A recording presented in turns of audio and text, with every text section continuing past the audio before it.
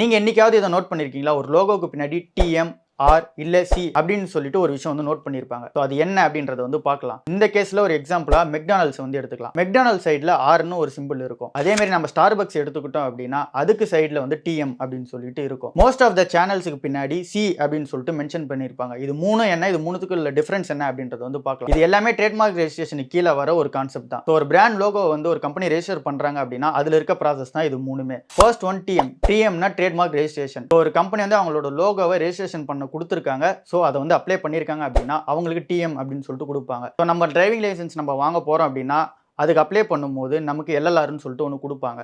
So அதே மாதிரி தான் இந்த கான்செப்ட்டும். ஸோ இங்கே டிஎம்னு சொல்லிட்டு ஒன்று கொடுப்பாங்க ரெஜிஸ்ட்ரேஷன் கம்ப்ளீட் பண்ணுறது வரைக்கும். ஸோ இங்கே டிஎம்ன்றது என்னைக்கு வேணாலும் மாறலாம். வேற யாரா ரெஜிஸ்டர் பண்ணிட்டாங்கன்னா அவங்க கைக்கு போயிடுச்சுன்னா அவங்களுக்கு போகிறதுக்கான சான்சஸ் இருக்கு. ஆர்ன்றது ரெஜிஸ்ட்ரேட்டட் ட்ரேட்மார்க். ஸோ இது வந்து என்ன அப்படின்னா அந்த பிராண்ட் வந்து அவங்களுக்கே சொந்தமானதாக ஒன்று ஆயிடுச்சு. ஸோ அஃபிஷியலாக அந்த பிராண்ட் வந்து அவங்க ரெஜிஸ்டர் பண்ணியிருக்காங்க அப்படின்னு சொல்லிட்டு அர்த்தம். ஸோ இந்த பிராண்ட் லோகோவை வேற யாராலையும் யூஸ் பண்ண முடியாது. யூஸ் பண்ணாங்க அப்படின்னா கேஸ் கொடுக்கறதுக்கான சான்சஸ் அதிகமாகவே இருக்கு. அண்ட் தென் சின்றது மோஸ்ட்லி வந்து மியூசிக் அண்ட் தென் ஃபிலிம் இல்லை புக்ஸ் இந்த மாதிரி ஆர்டிஸ்ட் ஒர்க்கில் தான் வந்து யூஸ் பண்ணுவாங்க. ஸோ இதுக்கு அர்த்தம் என்ன அப்படின்னா அந்த ஆர்டிஸ்ட் ஒர்க் வந்து அந்த கான்டென்ட் கிரியேட்டருக்கு சொந்தம் அப்படின்றது தான் வந்து அர்த்தமா இருக்கு. ஃபார் எக்ஸாம்பிள் ஒரு மியூசிக் இருக்கு அப்படின்னா அது அந்த கண்டென்ட் கிரியேட்டரோட ஒன்று தான் அப்படின்னு சொல்லிட்டு அர்த்தம். பட் இதை வந்து யார் வேணாலும் யூஸ் பண்ணிக்கலாம். அந்த ஓனர் அதுக்கான பெர்மிஷன் கொடுத்தாங்க அப்படின்னா, ஒருவேளை பெர்மிஷன் இல்லாம வேற யாரா எடுத்து யூஸ் பண்றாங்க அப்படின்னா அந்த டைம்ல அந்த காப்பிரைட் வச்சிருக்க ஓனர் வந்து இது என்னோட கண்டென்ட் தான் அப்படின்னு சொல்லி கிளைம் பண்ணிக்கலாம். ஸோ இது எல்லாமே ட்ரேட்மார்க் ரெஜிஸ்ட்ரேஷன் கீழே தான் வருது. ஸோ உங்களோட பிராண்டை நீங்க ரெஜிஸ்டர் பண்ணா அது எப்படின்னு தெரியல அப்படின்னா டிஸ்கிரிப்ஷன்ல லிங்க் இருக்கு. அதில் நீங்க எக்ஸ்பர்ட்ஸ் கிட்டே கேட்டு தெரிஞ்சுக்கலாம்.